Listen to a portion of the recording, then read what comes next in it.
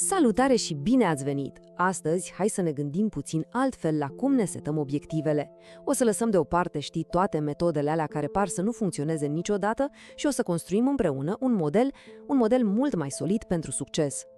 Și hai să începem direct cu o întrebare pe care sunt sigur ne-am pus-o cu toții la un moment dat. De ce, serios acum, de ce planurile alea super ambițioase ale noastre pur și simplu se prăbușesc? Rezoluțiile de anul nou, marile proiecte, toate par să se destrame. E o frustrare pe care o știm toți, nu-i așa? Dar ce-ar fi dacă răspunsul ar fi mult, mult mai simplu decât ne imaginăm?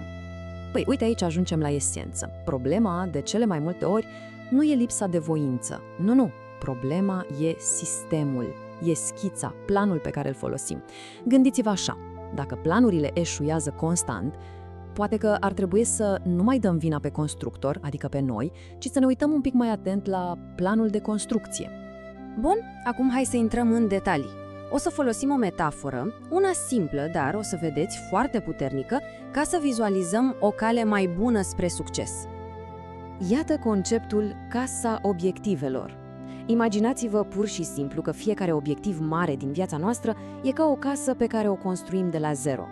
Și, ca orice casă care se respectă, ca să fie solidă, durabilă, are nevoie de, hai să zicem, 5 elemente cheie, de la fundație, evident, până la climatul în care e construită. Așa că, în minutele următoare, exact asta o să facem. O construim împreună, bucată cu bucată. Ok, orice constructor, fie el și amator, știe asta. Totul, absolut totul, începe cu fundația. E logic, nu? Fără o bază solidă, toată structura e în pericol să se dărâme la prima adiere de vânt. Ei bine, în cazul obiectivelor noastre, principiul ăsta e poate chiar și mai important. Deci, ce e fundația asta în casa obiectivelor? Păi, sunt resursele noastre personale. Simplu. Vorbim de sănătate și de energie, de starea mentală și de focus, de productivitatea generală, dacă vreți. Gândiți-vă, obiectivele mari, alea care contează, consumă resurse imense. Și dacă fundația, adică starea noastră, e șubredă, pur și simplu nu avem pe ce să construim. Și uite, citatul ăsta surprinde perfect ideea. Dacă suntem obosiți și nervoși când încercăm să cucerim obiective mari, nimic nu va funcționa, pentru că nu există nimic pe care să ne sprijinim. E exact așa. Să încerci să construiești un imperiu când abia te poți da jos din pat, e rețeta sigură pentru dezastru. N-ai cum să reușești. Bun, să presupunem că fundația e solidă. Acum putem începe să ridicăm casa propriu-zisă, structura principală. Aici e momentul în care obiectivele noastre chiar încep să prindă contur. Prin ce? Prin acțiunile pe care le facem în fiecare zi. Și structura asta are 3 părți importante. Să ne imaginăm așa. Acoperișul. Ăsta e viziunea noastră finală, obiectivul suprem, acolo vrem să ajungem. Zidurile, ele sunt acțiunile concrete, cărămizile pe care le punem zi de zi, pașii pe care îi facem. Și apoi, avem scurgerile. Scurgerile, aici e buba. Ele sunt timpul și energia pe care le pierdem. Pe amânare, pe distrageri, pe ineficiență. Și exact aceste scurgeri slăbesc toată construcția. Acum, hai să ne oprim o secundă la acoperiș, la viziunea noastră. De ce e atât de important să fie clar? Pentru că funcționează practic ca un filtru. Uite o chestie super interesantă. Creierul nostru procesează conștient doar cam 1% din toată informația pe care o primește într-o zi. Gândiți-vă puțin la asta. Doar 1%. Și exact aici intervine rolul acoperișului. Când avem un obiectiv clar, îi spunem creierului, hei, din tot noianul ăsta de informații, ăsta e acel 1% care contează. Caută-l. Și ce se întâmplă? Dintr-o dată, parcă prin minune, începem să vedem oportunități, să găsim resurse, să ne vină idei pe care altfel le-am fi ignorat complet.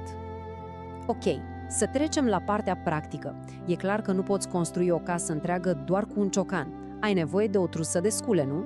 Ei bine, la fel e și cu obiectivele. Avem nevoie de unelte diferite pentru ambiții diferite. Ideea de bază e simplă. E o greșeală să tratezi toate obiectivele la fel. Punct.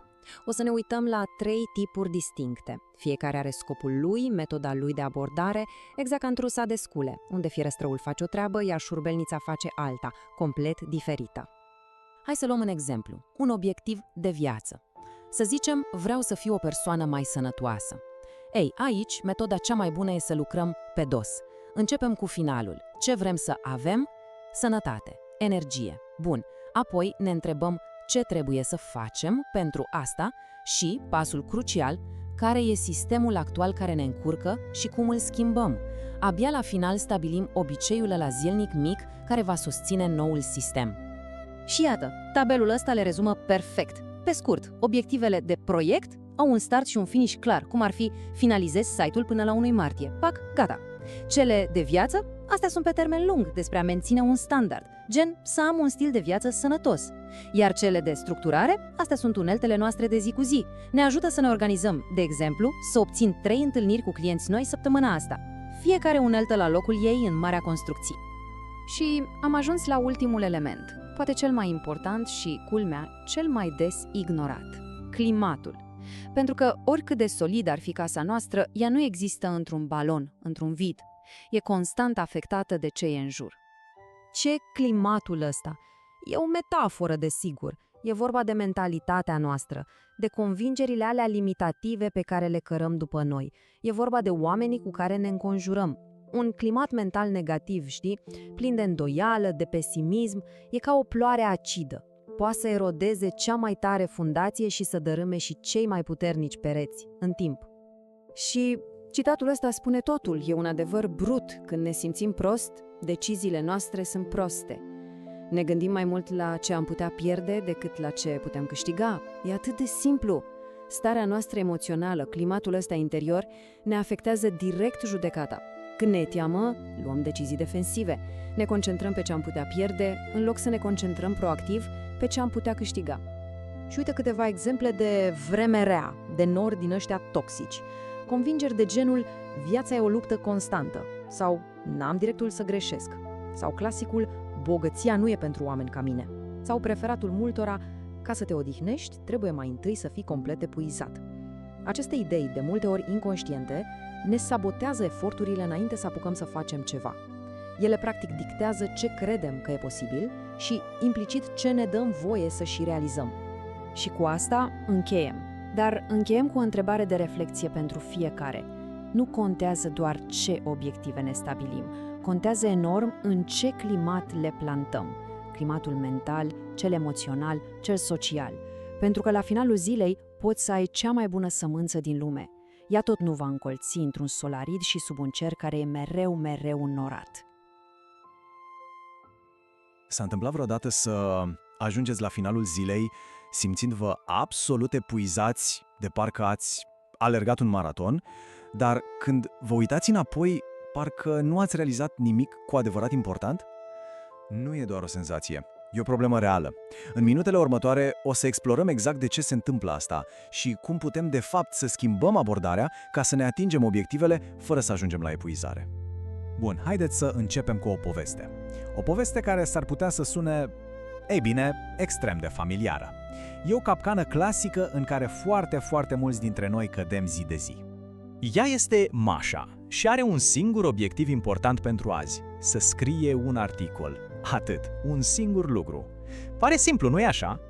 Și de aici, totul o ia la vale. La 9 fix, Masha se așează la birou, gata de treabă. Dar nici nu apucă bine să înceapă, că la 9:05 apare o notificare. Zice, hai să răspund repede. Doar că răspunsul nu e așa simplu. Se blochează și, hop, vede un link către un alt articol care pare interesant. Îl salvează, normal, pentru mai târziu. Apoi își aduce aminte de mail. Intră acolo, vede 2 cereri de la clienți, simte un mic val de panică și zice, mă ocup de ele mai încolo. 2 ore mai târziu, ce s-a întâmplat? Articolul e neatins, mesajul e fără răspuns, iar Masha se simte deja frustrată și obosită. Povestea asta probabil rezonează cu mulți dintre noi. E sentimentul acela frustrant că ești într-o continuă mișcare, dar fără să avansezi nicăieri. Dar de ce? De ce se întâmplă asta iar și iar? Chiar și atunci când intențiile sunt cele mai bune. Ei bine, răspunsul s-ar putea să surprindă. Problema nu e de obicei lipsa de voință. Problema e că înțelegem greșit cum funcționează productivitatea. Ne concentrăm pe lucrurile greșite. Haideți să ne imaginăm productivitatea ca pe o casă. Cei mai mulți dintre noi suntem obsedați de acoperiș, adică de obiectivele finale, de rezultate, dar neglijăm complet fundația, adică nivelul nostru de energie și capacitatea de concentrare. Și știm cu toții ce se întâmplă cu o casă care are o fundație șubredă, nu-i așa? Exact. Când fundația e slabă, totul începe să se clatine. Sarcinile se adună, frustrarea crește, începem să dăm vina pe alții sau pe situație. Încercăm să compensăm prin agitație, ne apucăm de 1000 de lucruri deodată, planificăm și replanificăm, dar de fapt nu mai executăm nimic. Ne simțim epuizați, deși practic nu am avansat deloc. Ok, dar de ce se crapă fundația asta? Ca să înțelegem, trebuie să aruncăm o privire sub capotă la cum e programat creierul nostru să funcționeze. Pentru că el este, înainte de toate, o mașinărie incredibilă de economisirea a energiei. Creierul are, în esență, două moduri de operare. Pe de o parte, avem cortexul prefrontal, să zicem CEO-ul. El se ocupă de decizii complexe, de planificare, de gândire critică, dar consumă enorm de multă energie. Pe de altă parte, avem sistemul limbic, pilotul automat. Acesta rulează obiceiuri, reacții automate, lucruri pe care le facem fără să gândim.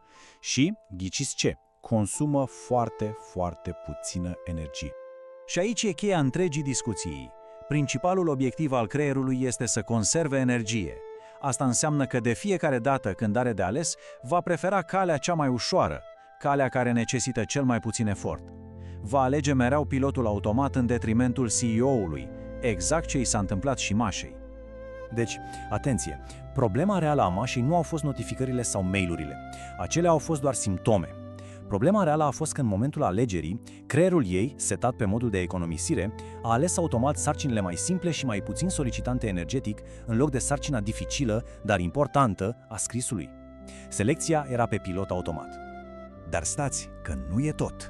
Pe lângă acest pilot automat, mai sunt cel puțin 2 vampiri invizibili care ne seacă fundația productivității, fără măcar să ne dăm seama. Aceștia sunt multitasking-ul și oboseala decizională. Haideți să vedem cum ne afectează. Să clarificăm un lucru odată pentru totdeauna. Multitasking-ul este un mit. Creierul uman nu poate face de fapt 2 lucruri complexe în același timp. Ceea ce noi numim multitasking este în realitate o comutare extrem de rapidă și costisitoare între sarcini. Creierul procesează informația secvențial în mici pachete. Și care este costul acestei comutări constante? Ei bine, este uriaș. Acest task switching poate reduce productivitatea cu până la 40%. 40%! Practic pierdem aproape jumătate din eficiență doar pentru că încercăm să jonglăm cu prea multe mingi în aer. Și apoi, al doilea vampir, oboseala decizională. Cel mai bun mod de a o înțelege este să ne gândim la autocontrol sau la voință ca la un mușchi. Fiecare decizie pe care o luăm, oricât de mică, de la ce haine să purtăm, la cum să formulăm un e-mail, consumă energie din acest mușchi. Iar graficul acesta ilustrează perfect cum se întâmplă. La 9 dimineața rezervorul e plin, suntem proaspeți, gata de acțiune. Dar pe la prânz, după sute de mici decizii, e deja la jumătate. Iar la 4 după amiaza, e aproape gol. Și exact atunci când suntem cei mai obosiți, suntem și cei mai vulnerabili la distrageri, la decizii proaste și la amânare. Ok, am văzut care sunt problemele, deci care-i soluția? Ei bine, punctul crucial e acesta. În loc să încercăm să ne forțăm să avem mai multă voință, trebuie să construim un sistem de lucru mai inteligent, un sistem care ne gestionează energia și concentrarea în locul nostru. Voința se termină, un sistem bun însă e sustenabil. Și iată o tehnică super simplă, dar incredibil de puternică pentru a opri pilotul automat. Pauza conștientă. Când termini o sarcină, oricât de mic ar fi, nu sări imediat la următoarea. Oprește-te, doar pentru câteva secunde. Respira adânc. Apoi uită-te la obiectivul principal pe care ți l-ai scris pentru acea zi și abia după aceea alege în mod conștient ce vei face în continuare. Această mică pauză e suficientă pentru a prelua controlul de la pilotul automat.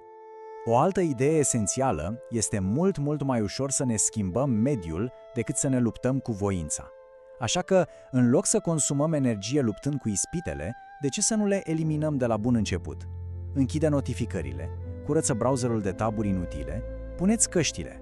Un mediu de lucru focusat susține o minte focusată. Și nu în ultimul rând, e crucial să înțelegem că energia noastră nu e constantă, fluctuează, avem vârfuri și văi. Secretul este să nu mai luptăm împotriva acestui ritm natural, ci să-l folosim în avantajul nostru. Planifică munca cea mai grea, cea care necesită creativitate și concentrare, pentru perioadele de vârf. Și lasă sarcinile simple, de rutină, pentru momentele în care energia e mai scăzută. Și la finalul zilei, ideea centrală este aceasta. productivitatea sustenabilă nu înseamnă să te comporți ca un robot sau să tragi de tine până la epuizare. Înseamnă să devii un manager mai bun al propriului sistem biologic. Înseamnă să lucrezi cu creierul tău, nu împotriva lui. Așa că închei cu o întrebare pentru reflexie. Care este acel singur lucru din munca de zi cu zi unde se irosește cea mai multă voință luptând cu distrageri sau oboseală? Și cum ar arăta un sistem mic, o mică schimbare în mediu, care ar putea gestiona acel lucru în locul voinței? Uneori, o mică schimbare de sistem poate face toată diferența. Știți sentimentul acela când atingi un obiectiv mare, ceva pentru care ai muncit poate ani de zile și nimic. Nici artificii, nici un sentiment copleșitor de împlinire. Sună cunoscut? Ei bine, astăzi o să explorăm exact paradoxul acesta. De ce succesul, uneori, se simte ca un eșec? Deci, care e treaba de fapt? Cum e posibil să bifezi toate căsuțele alea pe care societatea ți le pune în față, jobul bun, casa, relația perfectă, și totuși pe dinăuntru să simți un gol? Vreau să știți că nu sunteți singurii care se întreabă asta. E o experiență mult mai comună decât am crede. Bun, haidem să intrăm puțin mai în profunzime, pentru că totul, absolut totul, se reduce la o prăpastie uriașă între lumea din jurul nostru și, ei bine, lumea din capul nostru. Uitați-vă la Olia, de exemplu. Pe hârtie, viața ei arată perfect. Are jobul pe care și-l dorea, o fiică pe care o iubește enorm, casa la care a visat, a atins toate obiectivele și totuși, în sinea ei se simte blocată, invinsă, incapabilă să se bucure de tot ce a construit. Și acum vine o idee care s-ar putea să schimbe un pic perspectiva. Gândiți-vă la asta. Realitatea obiectivă, faptele brute, reprezintă doar vreo 10% din experiența noastră de zi cu zi. Restul de 90%, păi aia e ceea ce am putea numi supa mentală. Un cocktail intern de gânduri, de frici, de amintiri și convingeri care colorează absolut totul. Vedeți? Supa asta mentală e ca o pereche de ochelari prin care privim lumea. Nu faptul că s-a stricat mașina de spălat vase o supără pe Olia, nu, ci povestea pe care și-o spune ea despre ce înseamnă asta. Lumea noastră interioară, supa asta, dictează aproape în totalitate cum ne simțim. Ok, dar ce anume plutește de fapt în supa asta mentală? E bine, dacă ne uităm mai atent, găsim acolo niște programe. Programe care rulează non-stop, în fundal, și care ne sabotează fericirea de multe ori fără să ne dăm seama. Le spunem sabotori interiori și cel mai bun mod de a înțelege este să ne imaginăm ca pe niște aplicații care rulează pe telefon în background. Consumă baterie, consumă resurse și, cel mai important, iau decizii pentru noi pe pilot automat. L-avem, de exemplu, pe perfecționist. Oh, da, cred că mulți îl recunoaștem. Pentru el nu există nuanțe de gri. E ori perfect, ori e un eșec total. O singură greșeală mică, gata, a anulat tot succesul. Și, odată cu el, dispare și orice urmă de bucurie. Apoi e binevoitorul. Vocea aia care șoptește constant că valoarea personală vine doar din a-i mulțumi pe alții, că trebuie să fii util, să spui da mereu, chiar dacă asta înseamnă să-ți ignori complet propriile nevoi și dorințe. Și să nu uităm, desigur, pe realizator. E programul care ne spune că relaxarea și plăcerea sunt recompense, trebuie câștigate, prin muncă grea, epuizantă. Până nu termini tot, absolut tot, n-ai voie să te bucuri. Sună cunoscut, nu? Ok, dar de unde naiba au apărut toți sabotorii ăștia? Ei bine, originea lor e mult mai adâncă și mai veche decât ne-am imagina. Răspunsul s-ar putea să vă surprindă puțin. Majoritatea acestor programe fundamentale sunt instalate în sistemul nostru de operare înainte să împlinim 7 ani. Gândiți-vă la asta. În primii ani de viață, creierul e ca un burete. Absoarbe totul, dar fără niciun filtru critic. Și cel mai important e că nu percepem aceste convingeri ca fiind niște simple opinii. Nu! Le percepem ca fiind realitatea însăși. E ca și cum te-ai naște cu niște lentile albastre. Nu te gândești nicio secundă că lentilele sunt albastre. Pur și simplu crezi cu toată ființa ta că lumea este albastră. Și aici e un detaliu absolut esențial. Aceste convingeri nu se cimentează atât de mult din ce ni se spune, cât din ce vedem, din ce simțim. Un copil absoarbe emoțiile și comportamentul non-verbal al părinților cu o intensitate incredibilă, mult mai puternic decât cuvintele lor. Ok, deci pare destul de sumbru până acum, nu? Programe vechi, automate, de care nici nu suntem conștienți. Dar, și e un dar foarte mare, vine și vestea bună. Nu suntem condamnați să rulăm aceste programe la nesfârșit. Scenariul poate fi rescris, Există un proces în 4 pași. Simplu de înțeles, dar, da, cere un pic de muncă. Primul pas. Identifică programul. Fă-l conștient. Ce convingere rulează acum? Pasul 2. Alege o convingere nouă, una care te susține. Pasul 3. Și ăsta e crucial. Acționează ca și cum ai crede deja noul adevăr. Și, în final, pasul 4. Repetă, repetă, repetă și iar repetă până când noul mod de a fi devine automat. Și uite un mic truc, un instrument foarte practic pentru pasul 4, cel cu repetiție. Se numește metoda abrățării. E super simplu. Când observi că a pornit vechiul program, vechiul gând, pur și simplu muți brățara de la o mână la alta. Gestul ăsta fizic acționează ca un întrerupător, creează o pauză și în acea pauză poți alege conștient un răspuns nou. Și important, te feliciți că ai observat, nu te critici că ai greșit. Și acum, haideți să punem tot ce am discutat cap la cap cu o metaforă finală, care cred eu că surprinde perfect toată ideea. Când ceva nu ne convine în viață, care e primul nostru instinct? Să schimbăm ceva la exterior, nu? Schimbăm jobul, schimbăm partenerul, ne mutăm în alt oraș. Practic, ce facem e să ne ducem la ecranul de cinema pe care rulează viața noastră și să încercăm să ștergem imaginea, sperând că va apărea una mai bună. Și totuși, după o vreme, ce se întâmplă? Aceleași frustrări, aceleași probleme reapar. Poate sub altă formă, dar sunt tot acolo. De ce? Pentru că problema nu e pe ecran. Nu a fost niciodată. Problema e în proiector, în mintea noastră, care proiectează aceeași imagine iar și iar. Deci, la final, totul se rezumă la o alegere. Unde ne investim energia? Putem să ne petrecem toată viața ștergând frenetic la ecran pentru niște rezultate care nu durează niciodată, sau putem să ne concentrăm energia acolo unde contează cu adevărat, la repararea proiectorului, la schimbarea acelor convingeri interne care ne modelează întreaga realitate. Și așa ajungem la întrebarea de final, una la care merită reflectat. Dintre toate aceste programe care rulează pe pilot automat, care este primul scenariu vechi pe care alegi să îl rescrii? Pentru că a-l identifica este primul pas, cel mai important, către o schimbare reală. Așadar, care va fi? Bun venit la o nouă analiză. Astăzi, haideți să vorbim despre un paradox. De ce cele mai mari și mai strălucite idei ale noastre par să aibă cea mai mare greutate? De ce, în loc să ne înalțe, adesea ne trag în jos? E ciudat, nu așa?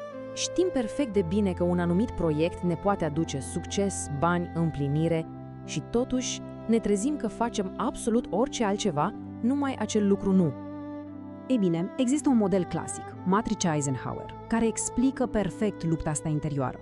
Sarcinile alea cu adevărat importante, cele din cadrantul 2, care ne construiesc viitorul, sunt mereu în competiție cu sarcinile facile, neimportante din cadrantul 4 și, din păcate, de multe ori, cele din urmă câștigă. Dar de ce se întâmplă asta? Se pare că totul se reduce la două motive principale, care, de fapt, se alimentează reciproc. Pe de o parte e frica, iar pe de altă parte e o simplă lipsă de informații clare. Uite o perspectivă interesantă. Un proiect pe termen lung e ca o oglindă. Cât timp nu ne apucăm de el, putem trăi cu iluzia că suntem profesioniști desăvârșiți. Dar din momentul în care începem, acea oglindă începe să ne arate, ei bine, totul, și bune și rele. Și asta poate fi înfricoșător. Deci, de fapt, nu ne e teamă de muncă în sine, să scriem un e-mail sau să dăm un telefon. Ne e teamă de ce ar putea dezvălui acel proiect despre noi, despre limitele și imperfecțiunile noastre. Ok, deci am înțeles problema. Dar care-i soluția? Ei bine, cheia nu e să ne forțăm, să tragem mai tare de noi. Soluția e să înțelegem că în creierul nostru, în același timp, se luptă pentru control două roluri complet diferite. Imaginați-vă creierul ca pe o mică fabrică. Avem un manager intern, el e strategul, cel care analizează și face planuri. Și avem un executant intern, el e muncitorul, cel care pur și simplu execută instrucțiunile. Și aici apare de fapt problema. La majoritatea dintre noi, acești doi, managerul și executantul, sunt într-un conflict permanent. Managerul critică fiecare mișcare, în timp ce executantul încearcă săracul să-și facă treaba. Rezultatul? Paralizie, stres și, evident, amânare. Soluția este, deci, să le separăm sarcinile. Din fericire, există o metodă foarte eficientă care ne ajută să facem pace între cele două roluri. Interesant e că vine din strategie militară și a fost adaptată pentru productivitate. Se numește ciclul NORD. Acest ciclu are 4 etape foarte, foarte clare. Observă, orientează, decide și acționează. Și frumusețea lui e că fiecare etapă folosește o altă parte a creierului tocmai pentru a evita conflictul de care vorbeam. Să le luăm pe rând. Pasul 1. Observă. Aici, la butoane, e executantul. Treaba lui e simplă, doar adună informații. Fără judecată, fără analiză, fără decizii. Pur și simplu colectează totul la un loc. Ok, am adunat totul. Acum, la pasul 2, orientează. Intră în scena managerul. El preia toate informațiile adunate de executant și începe să le dea un sens, să le structureze, să le descompună în bucăți mai mici și să schițeze câteva planuri de bătaie. Am ajuns la pasul 3. Decide. Asta e ultima misiune a managerului. Din toate planurile posibile, el alege cea mai bună strategie. Și cel mai important, transformă acea strategie într-o listă de sarcini concrete, clare, gata de acțiune. Și, în final, pasul 4, acționează. Aici, managerul îi predă ștafeta înapoi executantului. Planul e făcut, deciziile sunt luate, gândirea s-a terminat. Treaba executantului e una singură, să bifeze sarcinile de pe listă, fără să mai analizeze, fără să se mai îndoiască, doar acțiune. Și tot succesul acestui sistem stă, de fapt, în ultimul pas, în arta de a formula cele sarcini într-un mod în care creierul pur și simplu nu le poate refuza. Există o regulă de aur aici. Treaba managerului nu este să facă, ci să gândească. Misiunea lui este să pregătească terenul, să facă munca atât de ușoară și de clară pentru executant, încât acesta să nu aibă niciun motiv de frică sau de ezitare. Și uitați-vă la diferența asta. O sarcină vagă, cum ar fi "vorbește cu Maria", este o invitație directă la amânare, dar o sarcină ca "propune-i Mariei 2 formate de conferință într-un e-mail", asta e cu totul altceva. E clar, e specific, știi exact de unde să începi. Asta înseamnă, practic, că trebuie să evităm anumite cuvinte capcană. Cuvinte ca "stabilește" sau "obține", care depind de alții. Sau cuvinte ca "gândește-te" sau "începe", care nu au un final clar. Executantul are nevoie de un punct de start și un punct de finish bine definite. Și mai e un secret, durata ideală a unei astfel de sarcini, undeva între 10 și 25 de minute. De ce? Pentru că e suficient de scurtă ca să nu pară intimidantă, dar suficient de lungă ca să simți că ai făcut un progres real. Ce facem de fapt prin metoda asta? Păcălim creierul într-un sens bun. În loc să așteptăm o recompensă uriașă undeva departe în viitor, ne oferim mici doze de dopamină, de satisfacție la fiecare sarcină bifată. Și asta creează un cerc vicios, dar unul pozitiv, unul care ne dă avânt să continuăm. Așadar, ideea principală de reținut e asta: nu mai încercați să faceți 2 joburi în același timp. Separați-l pe manager de executant. Gândiți, planificați, apoi doar executați. Dați-le celor mai importante proiecte pașii aceia mici, clari și acționabili pe care îi merită. Așa că întrebarea de final e simplă: care e acel prim pas, acea acțiune de 15 minute pe care o puteți face chiar acum? Bun. Astăzi haideți să vorbim despre ceva frustrant. Despre acele scurgeri invizibile de productivitate. O să le numim sabotori. Niște capcane, unele mentale, altele chiar biologice, care ne tot deviază de la ce ne-am propus. Dar, și asta e partea bună, odată ce îi scoatem la lumină, îi putem dezarma. Sună cunoscut, nu-i așa? Acel moment când planul ăla perfect, la care poate s-a muncit ore în șir, se face praf și pulbere încă din prima zi.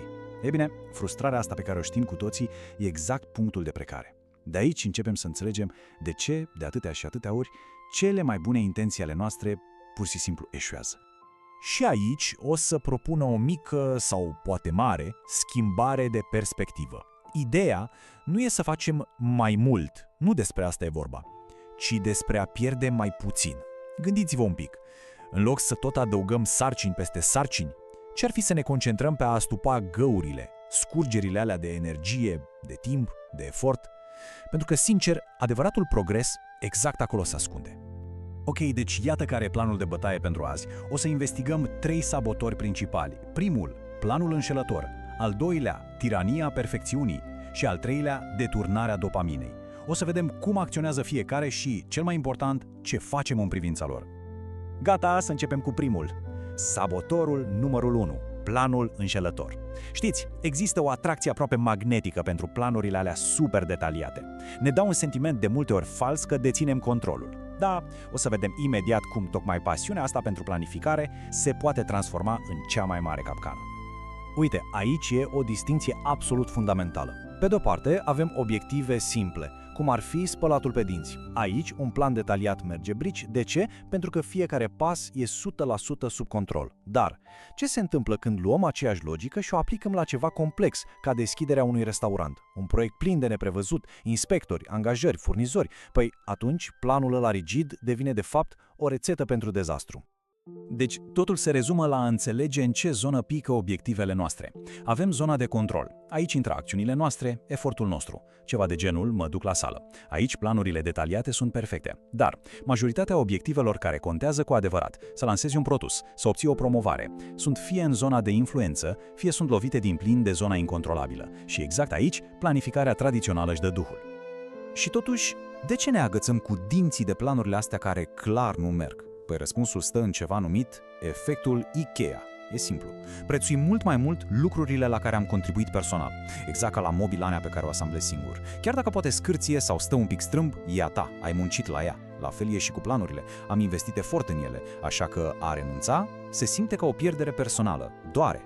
Și ca să înțelegem și mai bine ideea asta de pierdere, haideți să facem un mic exercițiu de imaginație. Ce e mai intens? Bucuria de a câștiga 100 de lei sau durerea, suferința de a pierde fix aceeași sumă? Cred că majoritatea intuim răspunsul, dar puterea din spatele lui e de-a dreptul uimitoare și explică perfect de ce, de multe ori, preferăm să nu facem nimic decât să riscăm să schimbăm un plan care, știm bine, nu funcționează. Răspunsul e zdrobitor și se vede clar. Cercetările lui Daniel Kahneman, laureat Nobel, ne arată negru pe alb. Durerea unei pierderi este psihologic de aproximativ 2 ori mai puternică decât bucuria unui câștig echivalent. Acest fenomen, aversiunea față de pierdere, pur și simplu ne paralizează. Frica de a pierde efortul deja investit într-un plan ne face să alegem pasivitatea. Adică, preferăm să stăm pe loc, să nu facem nimic, chiar și atunci când e absolut clar că trebuie să acționăm. Ok, mergem mai departe la al doilea sabotor și ăsta e unul mult mai subtil. Perfecționismul.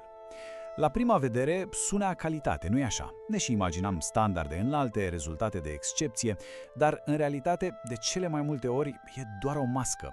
O mască pentru frică și o cale sigură către blocaj total, către inacțiune.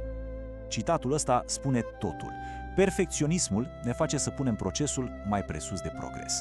Ne blocăm în detalii, în chestii mărunte, lustruim la nesfârșit ceva ce poate nici măcar nu contează, în timp ce trenul, oportunitatea, trece pe lângă noi. Să fim serioși, lumea reală recompensează ce e terminat, nu ce e perfect. Și hai să vedem cum se manifestă concret chestia asta. De multe ori perfecționiștii sunt prizonierii obiectivelor de evitare, adică scopuri bazate pe frică. De exemplu, am nevoie de un venit stabil. Asta nu se termină niciodată, e o luptă continuă împotriva instabilității. La polul opus avem obiectivele de realizare, care sunt pozitive. Voi câștiga suficient pentru a-mi trimite copiii la o școală privată. Vedeți diferența? Ăsta e specific, e pozitiv și cel mai important are un punct final. Știi când l-ai atins. Deci, ca să fie foarte clar, perfecționismul nu e despre a fi cel mai bun. Nu. E despre a nu greși. Despre a nu fi văzut ca fiind inadecvat. E alimentat fix de aversiunea aia față de pierdere de care vorbeam, frica de a pierde stima de sine, reputația, sentimentul de competență. Și frica asta pur și simplu ne îngheață, ne blochează. Și ajungem la al treilea sabotor. Și ăsta poate e cel mai modern și periculos dintre toți, pentru că nu mai vorbim de o eroare de gândire, ci de o capcană biologică. O capcană pe care lumea în care trăim o exploatează la maximum și care lucrează direct împotriva oricărui obiectiv pe termen lung. Să lămurim un mit foarte popular despre dopamină.